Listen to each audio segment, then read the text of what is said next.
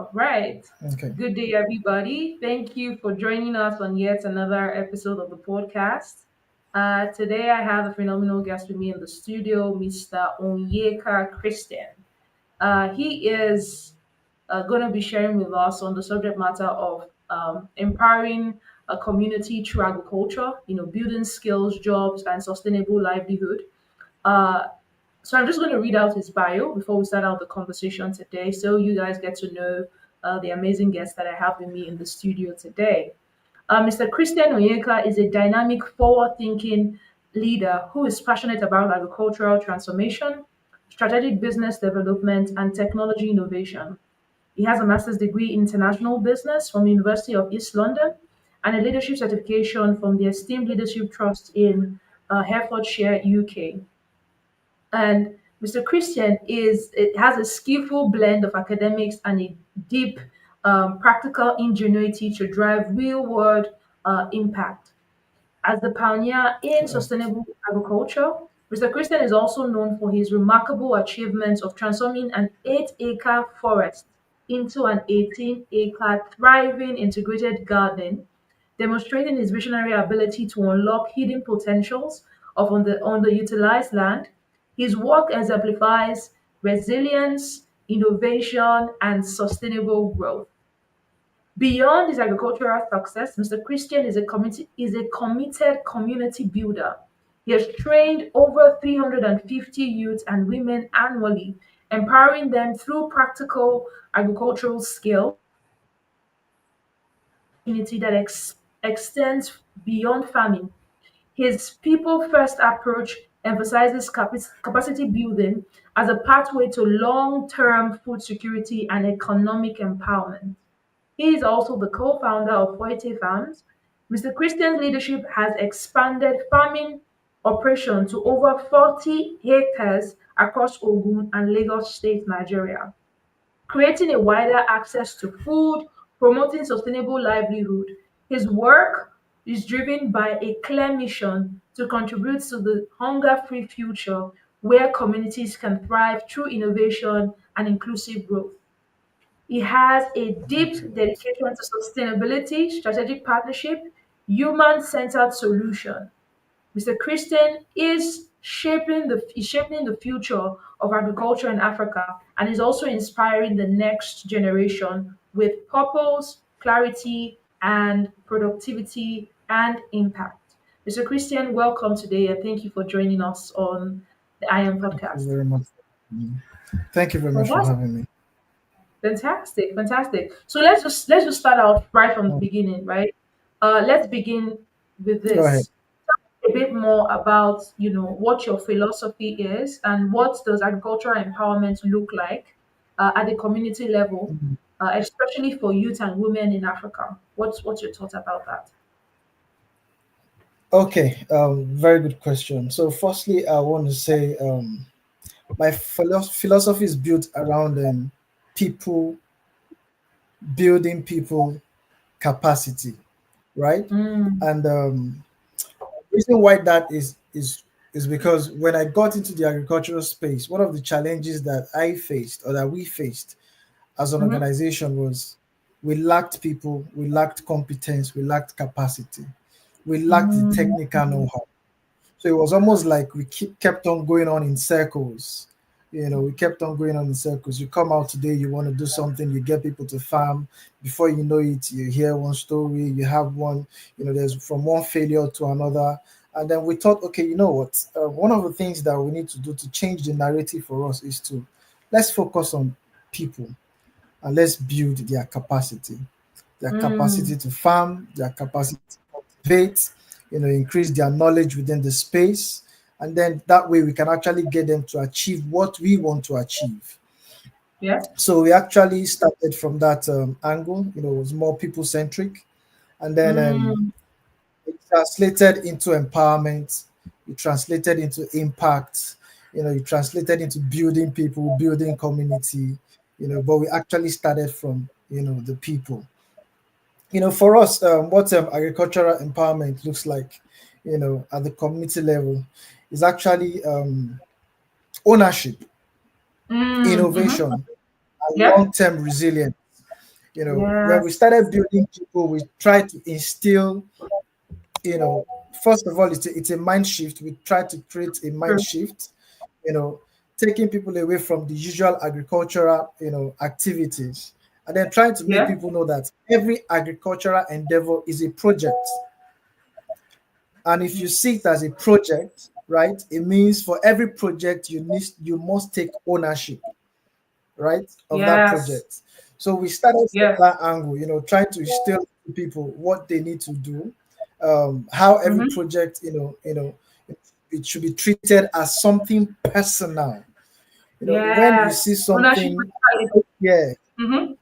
exactly. You take it more personal and it becomes you, and you know that whatever I want to achieve tomorrow is a function of what I am going to do today, what Yes. I'm going to achieve in this space today. So put in your best foot today so that you get the best result tomorrow you know. Yeah. So we empower women, we empower you to equip them with practical skills in climate, smart agriculture, introducing greenhouses, irrigation, soilless farming, and then Mm. also sustainable livestock practices. We Wow. have to. So it's a blend of everything. So it's an Yeah. integrated approach. It's a blend of Mm. everything. What we want to do is we want to be a catalyst in this space, and Mm. you can't be a catalyst on your own. Like they say, it's a single drop of water makes an ocean, right? Yeah. Drops of Yeah. water rather makes an ocean. Individual Yes. cannot make an island, so No. you need people. Need True. people. So True. that's our focus: empowerment and community Wow. building. That's really good. Really, really good. Just hearing that. Thank you. Yeah, like the work you guys are doing at Forte, it's amazing. Just Mm, reading your bio, seeing how you converted a forest into like a thriving garden that's now like a full blown out farm where you just exactly. uh, turning out skilled professionals, agricultural professionals year Correct. in year out. That's a lot. Correct. That's a lot. And I Correct. like the fact Correct. that you guys are practicing integration. And that's like one thing. If we really want to thrive, we have to think of how we Mhm. can. And so it's good to hear that you guys are practicing integrated agriculture, which is really beautiful. Correct. So, in your own Correct. experience, what are like the most Mm, critical agricultural skills that community must mm, acquire today to help them remain competitive and sustainable in the face of mm, like food security challenge? mm. So I'm going to borrow from your word, community. One Yeah. of the things that I learned in this space when I started is most farmers don't operate as a community. Most farmers operate as an entity, as a Yeah, in single silos. entity. Yeah. Yes, and when you do that, there's a heavy, massive knowledge gap. You Yeah. encounter challenges. You don't have the True. right people, the right resource to reach out to. Mhm. So I Mhm. think for Mhm. us, one of the critical thing that we learned in here is partnership, collaboration. And for me, in agriculture, collaboration is gold mine. Forget Yeah. about what you can do. Forget about what you can do for yourself. You know, look at what that farmer that has spent 5 years, 7 years in the agricultural space. Look at what he can do for you.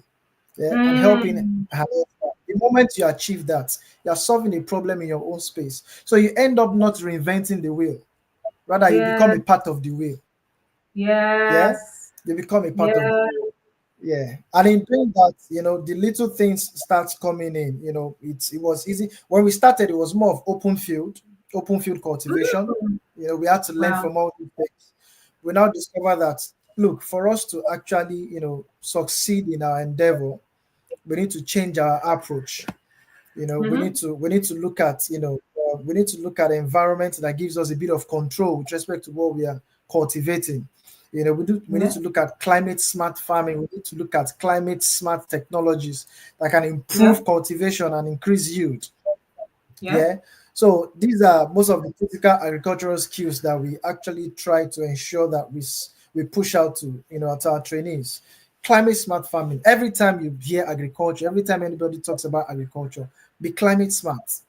You know, Mm. be climate smart. How can I cultivate to ensure that I am not polluting the environment, I am not constituting a nuisance, I'm not causing problem, and then how do I deploy technology to help improve, my cultivation processes, Yes. at which level of my cultivation cycle do I need to introduce A, B, C, D? What do I Mm, need to introduce? Who do I need to speak to? So all that came into play for us. Um, Also for livestock management, we looked at how we can diversify the environment and see how, even the waste from the livestock that we rear, can be, brought into, the main, cultivation processes. yeah. So and these are things that people should look at, when it comes to, skills. We talked about post-harvest value addition. There's Yes. nothing wrong with you cultivating, but if you can add additional value to what you're cultivating, take for instance, if I can cultivate 2 acres of cassava, if I can cultivate 3 acres of cassava, I do that year one, year two. What stops me from owning a Gary processing tomorrow? You understand? So look at the value that you can add to that thing that you are doing.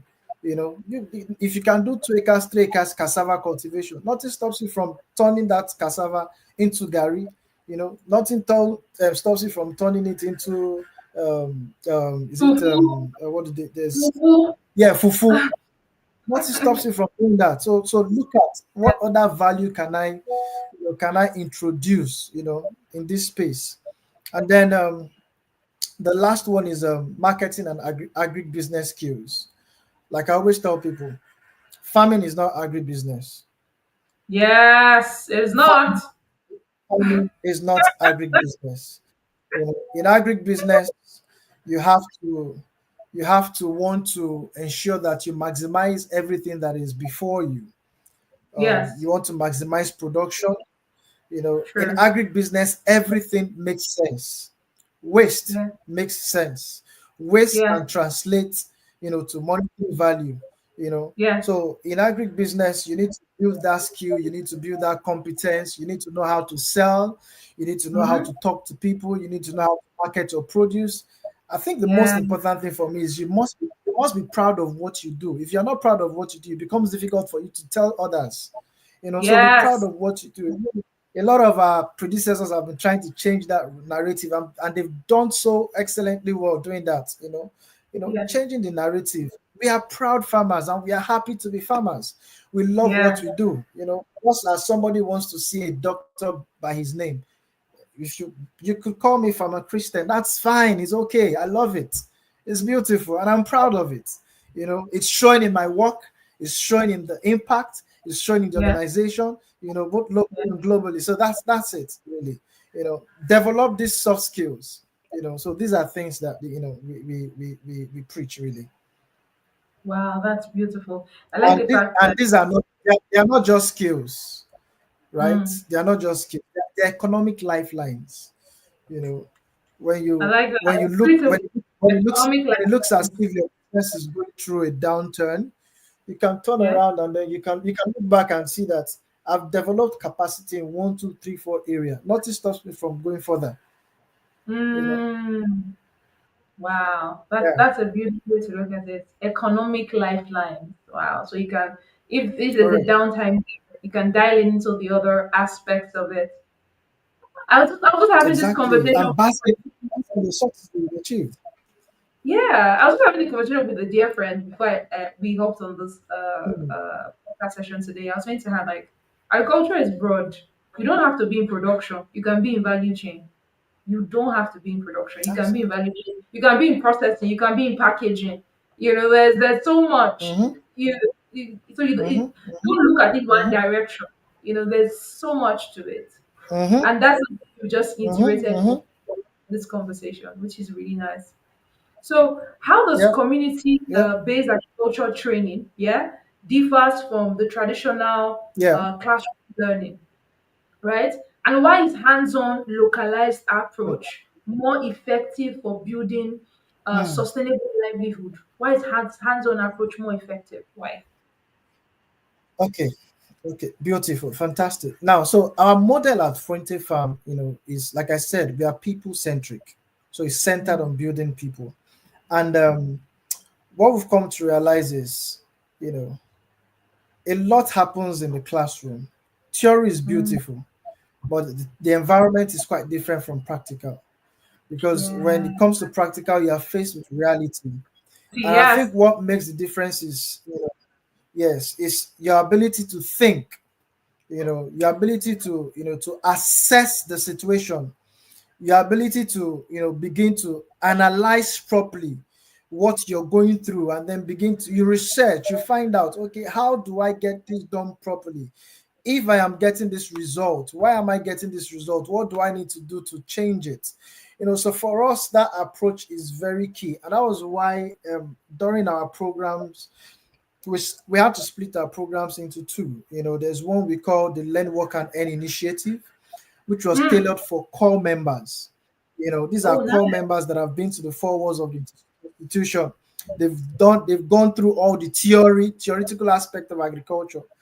I can Mm-hmm. tell you firsthand that the moment these guys got into the field, a lot of them at that point was like, please reject me. We want to go. We cannot stay. You know. But imagine this is something you spend 4 years, 5 years studying. And Yeah. now you have an opportunity to in that space, and it feels so strange, you know. So hands-on in agriculture is the way to go. Mm, You draw your strength from your successes, you know, yeah. and our model is action-based learning. We take Mm, training to the field. We yeah. plow the soil, you know, Mm-hmm. we prepare the substrates, we set up the Mm, kits, we learn yeah. all the processes. And, for us, it's very important that you go through the end to end process of a particular production cycle. So that way Yeah. you're exposed to all that The concerns aspect. that line of Yeah. production. Maybe it's tomato production, maybe it's bell pepper production, maybe it's Yeah. sweet corn production, whatever production it is. You going through that end to end, it exposes you to the challenges. You begin to learn about the IPMs, the kind of Yeah. pests challenge, Yeah. the kind of insect challenges. You understand the Yeah. weather better. When people Yes. talk about climate change, the moment you get into that space, you begin to see the effects of climate change, and how it Yeah. affects us as agriculturists or horticulturists. You begin to Yeah. see these things. So these are knowledges that you can only gain when you're on the field, but not you Yeah. can't gain them when you're in the classroom, you know. And for us, the hands-on problem-solving approach, it makes learning stick. Once you experience something, it becomes part of you. Growing up, they tell us experience is the best teacher, right? So the Yeah. moment you experience it, once you have that experience on the field, it sticks, it becomes part of you. So when you see that problem tomorrow, you know how to tackle it, And if Yeah. sometimes it comes in different variations, but because of the experience that you have, you begin to think, you begin to ask yourself, how to get it done better or how to tackle it, a lot better. That's really good. Really, really good. You know, what you just Mm. said, it resonates deeply with what Professor Gabi said to me last week, Saturday. So Professor Gabi has a Okay. full educational ecosystem for agriculture in South Africa. Primary Okay. school, secondary school, and university agriculture. Mm. She says the reason is because if a person does not have an immersive experience with agriculture from like when they are younger, as they grow older and you then go to Mm. study to university, the likelihood of wanting to practice is not there as much as if you have been primed from your younger years. Mm. Mm. And she Mm. says, "Oh, in Mm. my primary school, parents don't bring their children with crayons and books. When you are coming, you come with your chicken and you come with your cock and you come with your hen. You come with your grains. Oh You are going to wow. go to the garden. Wow. Yeah." Wow. Then in Mm. secondary Mm. in secondary school, they start, all this the dissection of the animal. Then in university, you're now learning the business of it. And I'm like, what? We don't have to be business in Nigeria. We should have that. I was saying she went to a conference one time and she saw someone that was like 9 years old, and she said to the guy like, who are Mm. you here with? The 9 years old guy has like 11 hectares of farmland. He's producing and selling to local markets in South Africa. Wow. And so that happened for him because she was saying that even with kids that have special needs kids, like kids that are like ADHD or dyslexic, their learning process is not Mhm. as good as the other kids. That they've been able to use agriculture to prime them hands on. I see. Correct. I'm telling you, I was like, I've never thought about it. Like, oh, okay, this is something that can be done. And so just hearing you Mm. give illustration like, oh, why hands-on is important because you're able to actually deal with things. It's not just practical. You're able to deal with things. I think the story you shared where people study, they come to your farm and they tell you, coppers tell you reject me. I visited a farm 2 weeks ago, like over 500 hectares of land in Ondo. There's just one copper there. The farm manager said they sent three coppers. Two of them said they are going. I say, they are going what? There's lights, there's Starlink internet, there's security, there's free accommodation. Like, what are you? What? Why can't you? See, and they also do integrated just like you. There's fishery, there's poultry, there's what? Well, that's I think that's a conversation for another day. That's just a conversation for another day because even the youth that were trying to push into this thing, probably they're not seeing it from the perspective that we're looking at it from. But I'm just it's just we're hopeful. Okay, so can you sort of walk us through like the core elements of the agricultural training programs that you guys do, and what specific skills or methodologies do you sort of emphasize on for success? Okay. Thank you very much for that. So for us, our core elements is centered around climate resilience and smart crop practices. Okay. So we try to ensure that we introduce our trainees to greenhouse cultivation, soilless cultivation, Mm, understanding the different kind of substrates, their composition and their importance, in cultivation. We also look at entrepreneurial thinking and value chain awareness, which yeah. I will tell you one of the things we came to realize is when you talk about the agri space to our young ones, the youths we call members, it will shock you that away from the conventional farming practices, they don't see any other thing that is valuable within the agri space. You know, not until they get into that space and then we begin to expose them, we create their awareness, trying to make them understand that look, like you rightly said before now, you can play anywhere. It can be logistics, it can be processing, it can be packaging, right? But there is so much that we can do in agri. Not everybody has to can become successful producers, right? Not Yeah. everybody has the resilience, the patience, but you can still find yourself in that space. So the most important thing for us is first of all, build your entrepreneurial thinking, build your entrepreneurial skills, Yeah. understand that once you are living this program, we don't expect you to go out to look for a job. We expect you to become an employer of labor, Mm-hmm. right? So right from the beginning of your training, begin to see yourself as an employer of labor. Yes. For us, size does not matter. It can be one plot, it can be two plots, it can be three plots. You can employ, you can engage. So that's creating that awareness. Very very important. That's one core element of our training. You know, inclusive of the introduction to the greenhouse cultivation. The irrigation system of farming and all the likes. Yeah. Wow. Mm. That's beautiful. Oof, that's so good, so good, so good. So from a Thank developmental perspective, how does Yeah. empowering local farmers directly Mm. contribute to like the national economy, growth, food security, or even poverty reduction? Okay, so for a start, bridging the knowledge gap, bridging that knowledge divide, and Yeah. then bringing in or introducing more youths into the agricultural space. By Mm. doing that, what it means is we are increasing our capacity to produce More. as a Yes. nation.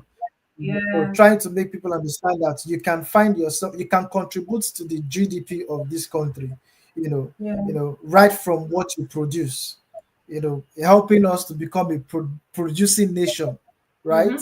Mm-hmm. And by so doing, we create an environment where, we can feed more people, we create, more local jobs, we inject resources into the rural economy. Take for instance now, Mm-hmm. where do you find farmers mostly?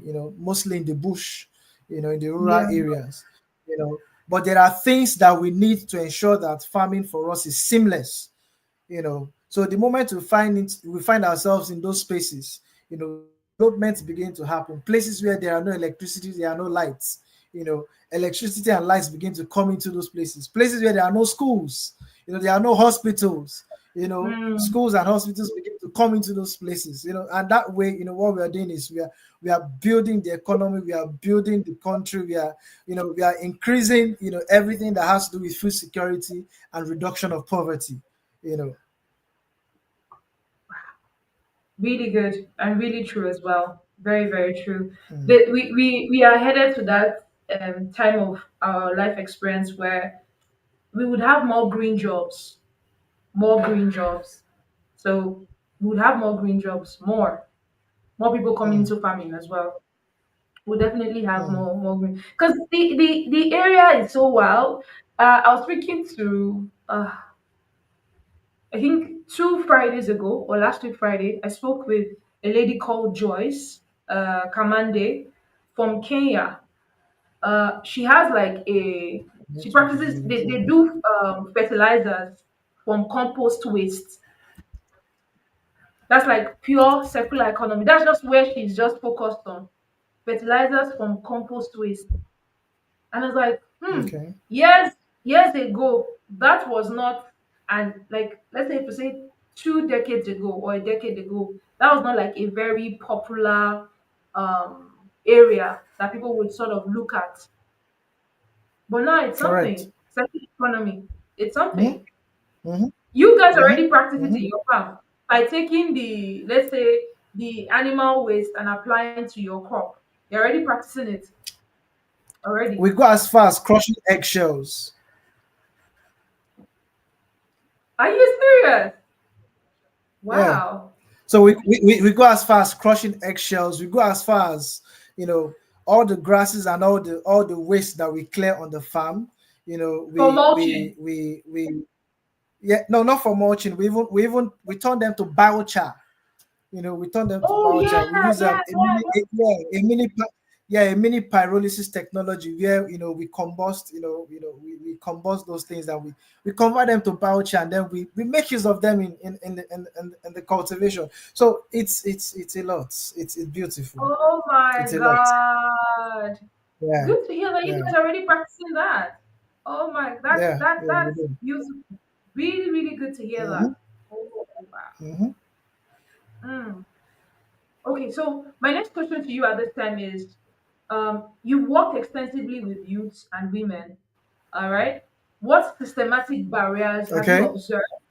Yeah. What systematic barriers have you observed so that sort of prevents these categories of people from participating in agriculture? And what are like some of the targeted strategies that yourself and your team have been able to sort of deploy to Mm. solve that? Okay, so first and foremost, for youth and women, we needed to change that narrative. We needed to change the narrative in the sense that, you know even up until now, there are a few, horticulturists or farmers that, when I get to engage them, they tell me how certain activities or certain things you need to do require just men, you know, to do them, because they see them as being tedious activities, they see them as being difficult activities. But I can tell you honestly that, technology has simplified a lot of these things, Mhm. and It has made it easy for women to thrive in this space. You don't have to carry hoe, you don't have to carry cutlass, right? You know, and even if you want to spray or fumigate your crops, it doesn't have to be done manually. It can be done seamlessly, using electrical sprayers, or powered sprayers and all the likes. So one of the things that we've tried to do is actually first and foremost to provide that environment, that gives everybody that opportunity to thrive within that space, irrespective of your gender, irrespective of your age, whether you're youth, whether you're 70. There is nothing that we do that anybody cannot do. Even if you're young, as a teen, you can't get it done. So we actually took our time to ensure that we created that environment, you know, we created that environment. And what that has helped us to do is to make available targeted trainings, so Mm. break, breaking the process of cultivation, and then making you understand that throughout the life cycle of production there is a place for you, you know, in that life cycle.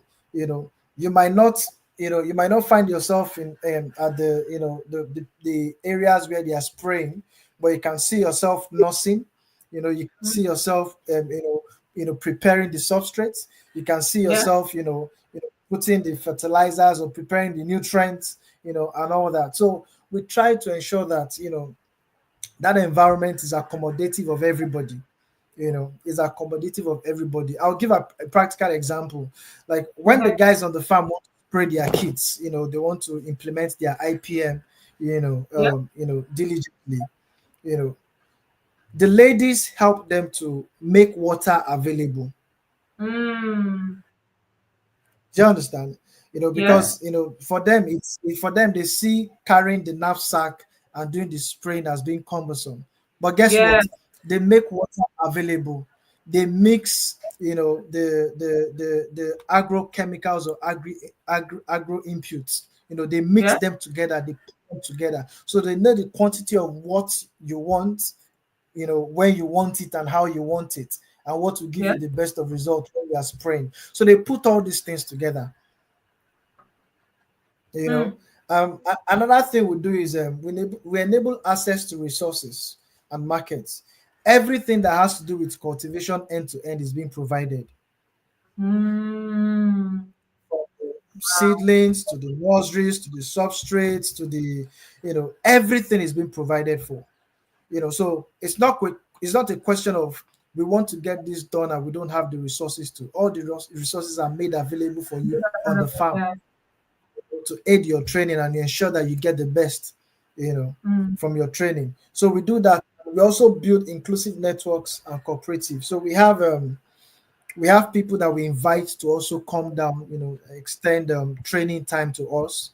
They Okay. talk to us and talk to the team, talk to the youths and the women, try to enlighten them more on the reason why they are doing what they are doing and why they should take it more seriously. So we create that environment, we build that space, and by so doing, we are breaking every barrier, letting the youths and women know that in this space you can thrive. Mm. In this space you can thrive, right? Um, um, the body is full. No part of the body is useless. Everybody is important. Yeah. Your Yeah. contribution is welcome. Wow. That's really good. Really, really good. Yeah. Really, really good. Wow. Wow. We're talking a bit more about value add. And so my next question is around that line, right? Um, how important is value addition in terms of Mm. the empowerment conversation that we are having? Can can teaching communities how to process, store, or market their agricultural produce significantly help in terms of like economic stability? How important is that value add conversations, even in your empowerment projects that you do with communities? So it's a game changer. Mm, It's a game changer. And the reason why I okay. say is a game changer is, you know, it transforms raw outputs into premium products. If you go online, Mm, if you go on TikTok, if you go on IG, if you go, in some of these social media spaces, you will Yeah. see a lot of women and youths pushing out agri produce that have, that value has been added. Do you understand? Oh, yeah. You don't, Yeah. and it's almost like they are thriving in that space. You don't see them on the farm. You don't see them with the hoe. You don't see them with the cutlass. But you can tell. You can see them smoking their fish. You see them smoking their ram meat. You see them transforming bell peppers into what do you call them, the powder, Yeah. paste Chile. and all the like. Yeah. So yeah, it's a massive game changer, and the truth is it helps to generate higher income, Mm. and then it creates that room to empower a lot of people. Like we said initially, not everybody can be on the farm. Not everybody can be in production, but in value addition, there is no limit to what you can do. So long as you can think it, you can do it, from drying and packaging to branding and distribution, right? Mm. And we teach all these things, as well as we do them to an extent, but we also teach them. We make farmers understand that you to own more of the value chain, you need to think outside the box. Think outside the box, and it starts from somewhere. It could even be from those things that they call waste. Take for instance, when you produce and you want to push to the market, most of your clientels will tell you that these are the kind of products that we like because they are chef friendly, they are beautiful, they are appealing to the eyes and all that. Yeah. What happens to those ones that are not beautiful and appealing to the eyes? you know Value can Mm. be added, can convert those to powder, to paste, and to whatever. So we teach that a lot. We preach that a lot.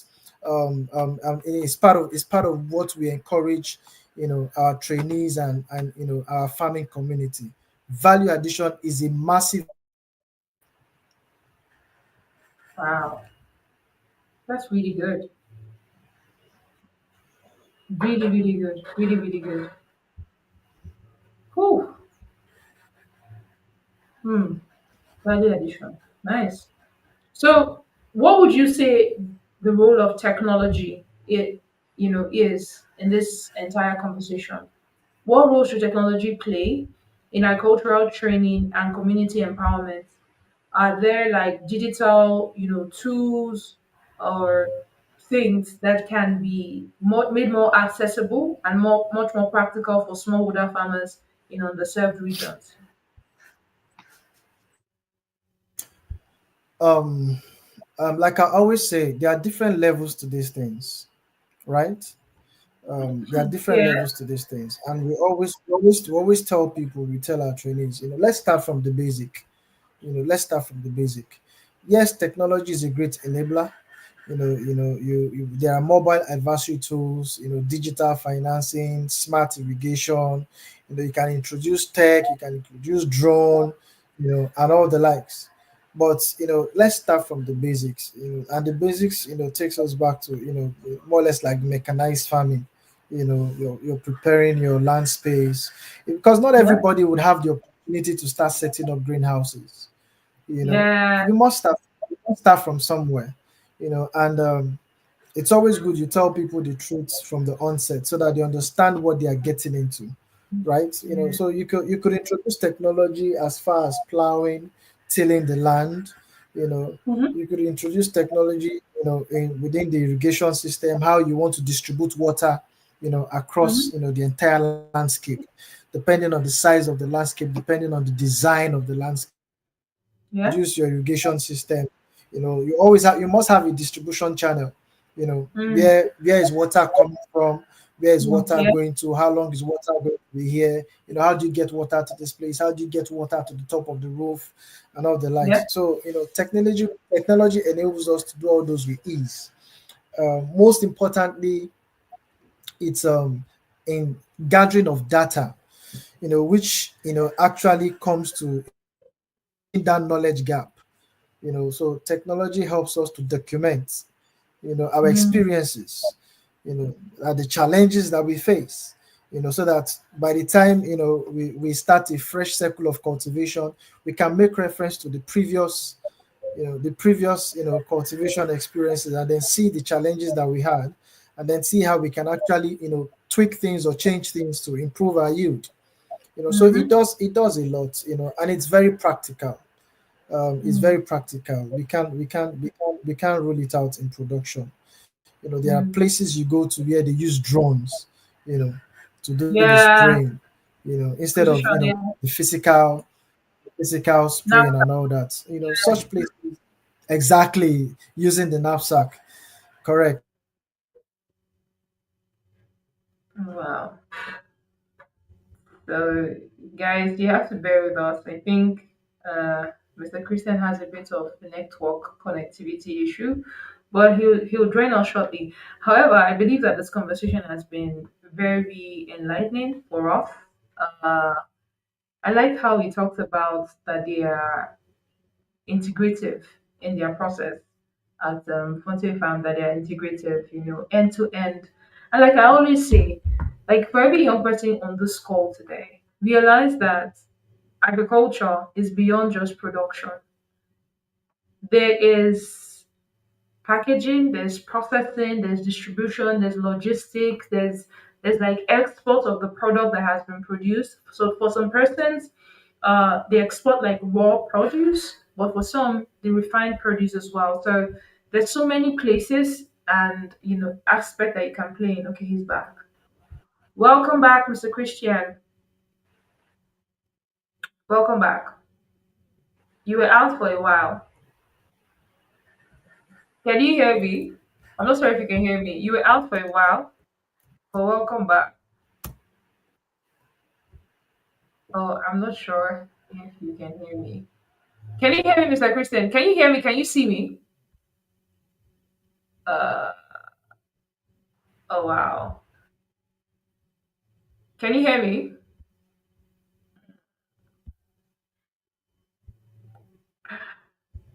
So I'm not certain if it's just a connectivity issue, but just bear with us. Okay, I think it's a connectivity issue there. Okay, his network might be a bit unstable. Just bear with us, guys. So he might want to log back in. He will definitely log back in, but like I was saying, there's so many aspects of it. Like I remember interviewing Oluwaseun, and she was telling me that when she started growing vegetables, I don't think she's intended to go into supplements from vegetables. However, she started growing vegetables and saw that at some point in time, she couldn't, because they're perishable. You can't exhaust everything you've produced. Okay, how do I increase the shelf life of this? And voila, started out with just turning the vegetables into powder that could be used as immune boosters, and that was it on value add. Then from there, there've been different ranges of her own products. So the value chain is long. That's what I'm trying to say. So even as we talk about empowering communities through agriculture, whether it's like you're building skills or you're trying to like um, get to the point where you have sustainable livelihood, agriculture is a path to consider for that. Even if it's like jobs, is a path. Regardless of the profession that you're coming from, in terms of like your background, whether it's like accounting, ICT, marketing, business administration, there's something for you within agriculture. Everybody does not have to go to the farm. Everybody's not going to the farm. Some persons will play key strategic roles for this to be able to happen. And so if you're watching and you have like a question, please feel free to drop your questions in the comment section and we'll be able to take your questions. So if you have questions, feel free to drop your questions in the comment section for our live viewers. Feel free to drop your questions on the comment sections, and even people that are watching, gonna watch the replay, drop the questions in the comment sections. I always have access to my guests. I'll definitely ask them and then drop the answers as replies. But if you're on the call and you have like a question right now, kindly drop it on the comment and we'll be able to take those questions soon. We'll definitely be able to take these questions. So I hope that this interaction has been engaging. and enlightening for you, for those of you considering agriculture. Uh, Mr. Christian's in his farm, Fuente Farms, they're at Ogun State and they do trainings for youths where you are able to earn and learn at the same time. They'll provide you like accommodation, they'll provide you with power, they'll provide you with the training. And I think at the end of the month, they also have like a bit of stipends that they give to people. And the program is usually like 6 months and a year long, depending. You're not charged for learning or coming to learn, but you just have to be willing to focus on what you're there for. So that's part of the things that they do in terms of like empowering people through agriculture. And so if that's something you'd be interested in, I think that he will definitely share more as to how their registration process is, so that if that's something you're interested in, you could definitely look out to being part of that. I'm very certain of that. You could look out to being part of that. So I think it's coming back in now. Yeah. Okay. Welcome back. Thank you very much. Sorry, I had to switch to my mobile phone. The network is terrible. It's totally fine. And I was already Yeah. telling people about your organization, and I think that's something you would definitely talk about before we go off of the Okay. call. This is like my final question before we ask you the other question about how people can be part of the learning process through Frontier Farms.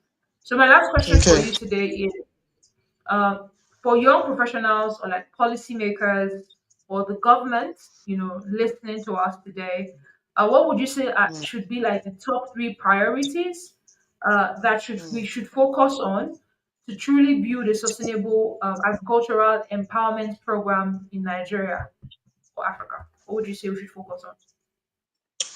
I think first I would say let's foster an agribusiness ecosystem. And what Mm, I mean by fostering an agribusiness ecosystem is, a system where you can link agri training to finance. You can link agri training to the marketplace, right? So mm, as a trader, you're already being exposed to the possible financing that you need to set up your own agri space. You're already yeah. talking to potential or possible partners, right? So you're Mm, not you're not in silo. It's not the question is of after my training, what next? What do I do? mm, Where do I go mm, to? So we really need to foster an agribusiness ecosystem, and I know a lot of my senior colleagues in the industry are already looking at that.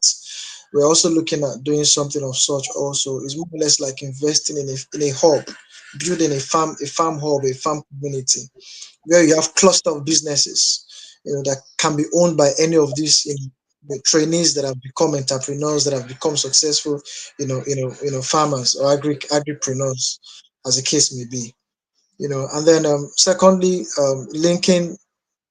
Okay, with fostering around the fostering agribusiness ecosystem, I talked about linking training with finance and also the marketplace. yeah. Secondly, we can elevate youth and women, which I think a lot of us are already doing at the moment. And why do we need to do that? We need to bridge that knowledge gap. There's a Yeah. heavy knowledge divide. When you look at the age of farmers and you look at the age of agripreneurs, there's this very wide gap, between. So we Mm, need to, and one of the ways you can do that is bring in a lot of youth into the space, train them, empower them, let them be the driving force of the agro transformation. Whatever transformation we are talking about, they can drive it. The youth can drive it, the women can drive it. There's so much acceptability for the youth and women in this space. you know. And then lastly, we talk about building a climate smart, market driven agriculture. And what yeah. that means is a system that can adapt, a system that can scale, a system that is not scared of change. When I mean Yeah. change, a system that's not scared of transitioning from, using hoe and cutlass, to setting up greenhouses and all the likes. Yeah. So let's build smart market-driven agricultural spaces, and Mm. that's a way to transform the Oh wow, space. that's really good. Really, really good. I like the agricultural hub thing you talked about, linking Yeah. people more to financing, and also Mhm. where people can definitely get like expert advice or sort of like mentorship even when they start out in the entrepreneurial journey. Because I feel like that journey in itself is it's a very challenging journey at the initial, because like when you start out something at the beginning there's a bit of wobbling around it, there's a bit of uncertainty, and so just having access to like mentors and people that are already in that space sort of helps, so Mhm. that when you're faced with challenges at the first phase of challenge you're not trying to run away. So I like the idea about the hub thing and Yeah. having that cluster as well. I think there's a lot that would happen if there's much more collaboration within the space, like you talked about earlier on. Okay, so this is like my final question to you. I know that you guys Go do ahead. the Learn and Earn program. You had talked about it while answering one of the questions. So, for any person Mm, on this call right now, or people that are going to also watch the replay, how does that mm, work? Do they have to like apply? If they're applying, how many times in a year do you people absorb people? Is there an age range to it? Is there like mm. an educational background, the minimal educational background that the person needs to have to be able to qualify? Like what's required? How can they access that? So that's what I would like you to talk about, so that So we people can run learn. we run two programs. We run two programs. Okay. The first one is the Learn Work Learn initiative, and Okay. that's a program that we specifically designed for core members. So these are Okay. people that they've been to school. Majority of them read agric. So it's an opportunity to integrate them into the system. And for core members, depending on your batch, you're either serving for a year or you're serving for 9 months, depending on the Mm, batch that you belong. So it means that throughout the duration of your service year, you'll be undergoing the training, building capacity to become an agripreneur. For core members, there are no restrictions, no age restrictions, no gender restrictions. So we are open to all core members. Um, Secondly, there's the second program we call Sustain Age. Now, Sustain Age is open to um, youths from the age of 18 to 45. And reason is that there's no academic barrier to it. from It can here. be any, yeah. So from any level, you have your OND, you don't have you have your HND, you have your school cert or primary level school certificate, or you don't even have at all. So you are welcome to be a part of us, provided you are teachable, and you are Mm-hmm. ready to learn. So Okay. we are to have you. Application is all year round. There are no restrictions to application.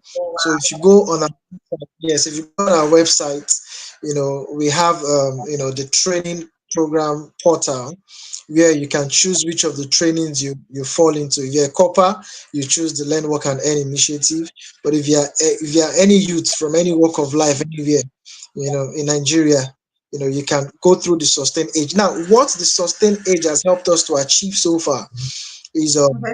we've been able to get IT students from as far as University of Zaria, Nnamdi Azikiwe University, FUTA, lots of IC students come to the farm to train. And for especially those of them that were in their 400 level, going to their 500 level, their final year, it was the best thing that ever happened to them Both of them, because yeah. they are going back to finish, their programs, and they're energized, they're gingered. They can't wait to finish their program and come back to that space and begin to win. And that's because of that knowledge gap that has been breached, especially that of the classroom, and the practical aspect of agriculture. So it's ongoing. It's open all year round. Once you go in there, you apply, you follow the link, somebody will reach out to you. Will actually let you know when there are spaces. and the times that you can come in. So no restrictions really. Be physically fit, be healthy, because you're going to be living on the farm, you're going to be staying on the farm, you're going to be working on the farm. So everything you're doing, you're going to. It's a living program, right? It's a living program. Okay. Yeah. So for the other ones that I know the one you learn and end is like the 6 months and 1 year. For the industrial training part, uh, do you Mm. guys have like a specific duration? Is it like 1 month or So 3 months or 6 months? so so for the industrial training, what we do is we tell our trainees, depending on what your school has scheduled you for. If your school schedules you for 3 months, you get trained for 3 months, but your 3 months training might not accord you a certificate, a training certificate, you know, but it gives you an opportunity to come back at any time, to complete your 3 months training. So you become, you have access to us. Once you go back to school and you have a free time, you have free period, we are open. Come around if you want to run training for 2 weeks, 3 weeks. Do you understand? It helps you to accumulate that time. So for us, minimum training period before certification is 6 months, and Okay. that's because it helps you go through the life cycle of any form of Yeah. cultivation. It takes it from end Yeah. to end. We don't leave you halfway. We don't just want you to participate in A and then you don't know what happens around XYZ, of production. So we give you an opportunity to go through that end to end. So our minimum training period is 6 months, but for IT students that come 3 months, 4 months, they go back and then they have an opportunity to come back and complete their remaining months, then they get certified. But they go back with their IT, documents telling them that they've successfully completed their IT program. So this is another what you just said now leads me to another clarifying question, which is, do you guys also provide accommodation for the internship students, or is just you people that are fully registered? 100% will provide accommodation, and So they is also there? they But also I'm asking all these also questions just in case. But I'm going to be referring people to you guys. So that's why they I'm also asking this they question. also, they also get stipends. So they are not just on the farm. They get stipends, Oh to take care of wow. them. Yes, Oh. they get their monthly stipends. They get trained. Accommodation is free. There's stipends available. There's water. There's lighting. The farm is a community, so everything about the community is available on the farm, right? Mm. You know, Mm. yeah. Oh wow. That's really good. Really, really good. Wow, Thank you. you guys are doing a lot with Forte Farms. You guys are doing so much. I said to you backstage, you guys are doing a lot of work. And speaking of which, Yes. is Mm. there a capacity that like a capacity that you guys absorb per time in terms of like the internship? Like, oh, we can only take like let's say 300, 200 every so and so period of time. So based on the training programs that we run, currently on an annual basis, we can do around 200, 250. You know, Okay. do Oh, around that's good. 200 to yeah. So it's like I said, it's rolling. People keep coming and going. People keep coming and going. So it's rolling. So, in terms of specifics, what are the Yeah. things that you would train them on in terms of the cultivation and even animal husbandry? Let's go on to specifics now. What do they be trained on? So for horticulturists or agronomists, we train them. We start off with understanding, because majority of what we do is soilless farming. So Oh. we expose you to that soilless structure. The soilless composition, right? You get to learn about the substrates. You get to work with the substrates. You understand the different types of substrate that we use, why we use them. Their Mm-hmm. benefits to cultivation. What they bring on board.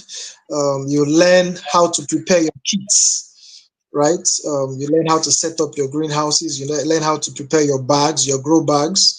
You learn how to prepare your drip irrigation system. You go through the nursery process, of whatever crop that you have been assisted with in terms of cultivation. you know We take them through, a few of them go through the dynamics of procurement, talking about, the varieties, the quality, why those varieties against others, so a few of them get that exposure. We also Mm-hmm. talk them through IPM, talking Oh, about pest management. management, Yeah. pest management approaches. We also do a blend of, organic farming, using organic, fertilizers, and all the like. So it's a complete dosage of production processes. We get to with the period where we need to stake. You have to learn how to stake your plants. You need to understand why you have to stake your plants. You don't want Yeah. the brand making. You don't want the sizes of the So clothes yeah, client. and Yeah. all. So you learn all that. You also learn how to prune. You learn how to prune your Mm. plants. Which time of the production cycle do I prune? Why do I prune? What's the benefit of pruning? Yeah. Try create more aeration for the crops and all the likes. And then you also learn how to fertigate. You learn how to spray. I think the science in it is understanding the nutrient components or nutrient composition, from your nitrogen to your potassium to your phosphorus to your iron, Yeah. boron, and all the, so they get exposed to all that, and then we also, there's a way we come up with, how we determine the ratio of what, each crop, requires in time, for growth throughout their product.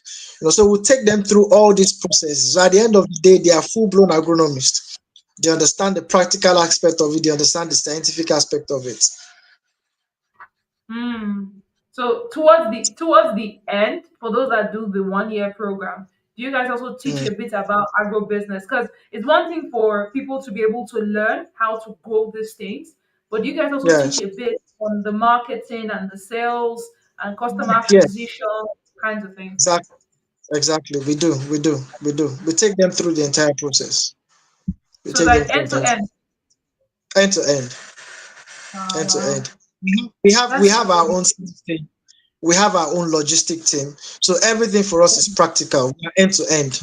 You understand? mm, You don't come to buy from us. We supply you. We get to your door. So we source for. So all those things is part of the program. And at some point in time, for those that are interested in sales, they get to experience it. They have a time out with the sales team. Follow the sales team to Lagos and see how they get these things done. It's all practical. It's not theory.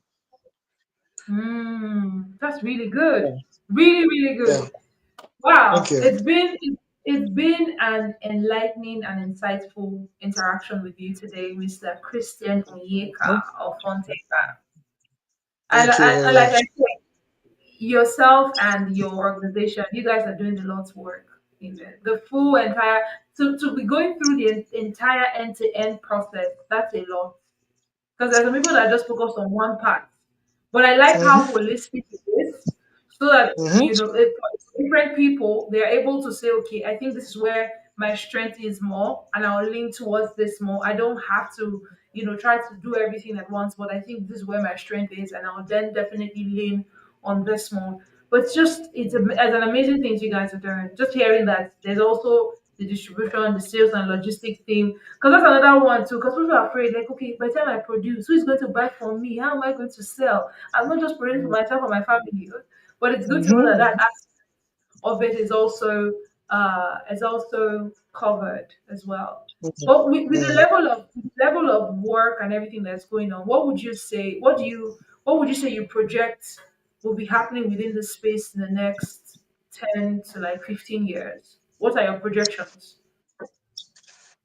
With all sincerity, yeah, looking at the current engagement that is happening in this space, I Yeah. think, there is going to be a transition, and there's going to be what's the right word to use? There's going to be a disruption in this space. Okay. There's going to be a disruption in this. Yeah, we will move away from our current conventional, you know, Yeah. to to futuristic, agric cultivations, agric systems, you know, Yeah. uh, trying to get things within that space. There will be, and I will honestly tell you that 10, 15 years is, I still see it as a long time. Within the next 5, 7 years, Nigeria is going to be loud on production. Yeah. We are going to we are going to be loud on production, because the people that are going to be making that noise in another 5 to 7 years are currently undergoing that training, and they are getting Yeah. themselves prepared. So as we speak, in a couple of years, you are going to see 1,500 of Christians, 1,500 of Fuente farms, Yeah. 1,500 of, as in we are going to be everywhere. We are going to be Mm. everywhere. Um, we are laying the foundation, and that's what we need to do. That's really good. Really good. That's a good one. So for anyone that will listen to this call or that's on this call right now, and Yeah. they they are thinking of agriculture as not a viable means for empowerment, or like agriculture is just hoes and cutlass, or they're just contemplating whether or not they should be fully participating in agriculture, what would be your advice to them? That's like your parting shot for us now. What would be your advice to them? Okay, so I want to take it from a practical aspect and the number angle. So take for instance, you have a plot of land, right? And Okay. your plot of land is about, let's say, 600 square meters or 500 square meters, and on that plot of Mm-hmm. land you can cultivate about 1,500 bell peppers, and putting up a good agronomic practice, 1,500 bell pepper cultivation.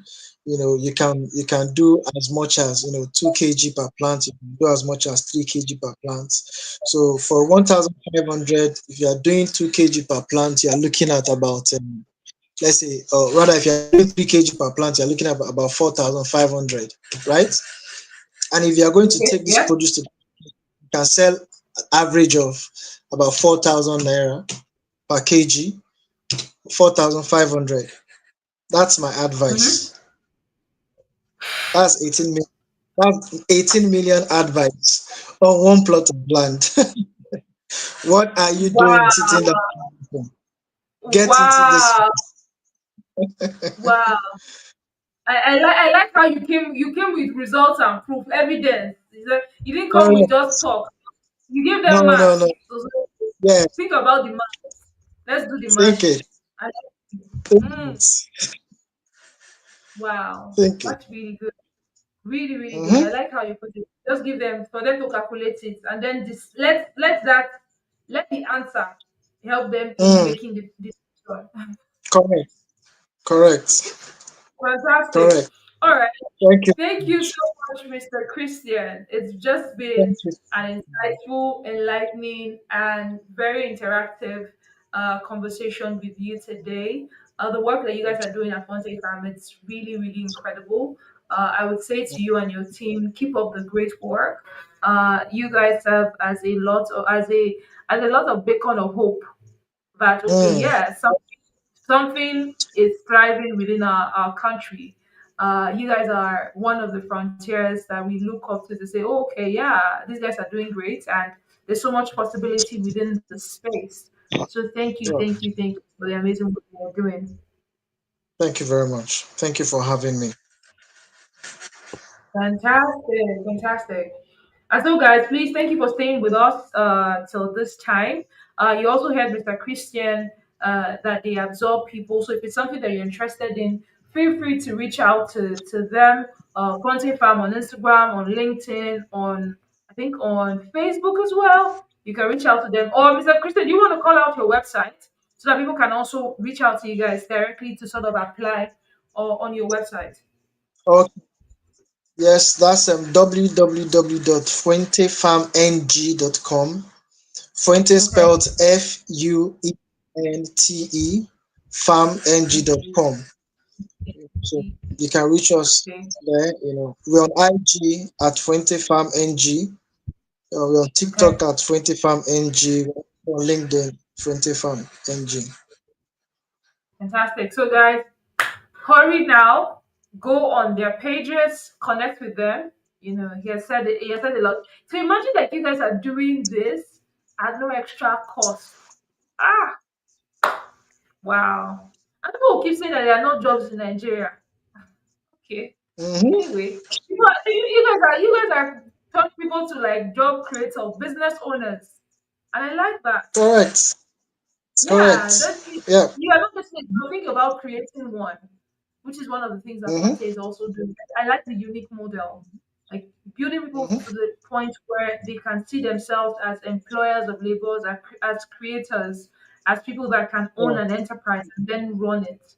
Really That's beautiful. it. So, guys, thank you so much for joining us today. If you've not subscribed, please do subscribe and share so that more people can get to hear about this information. And so, Mr. Christian, thank you once again for Thank this you for session having. today. Thank you very much. You're welcome.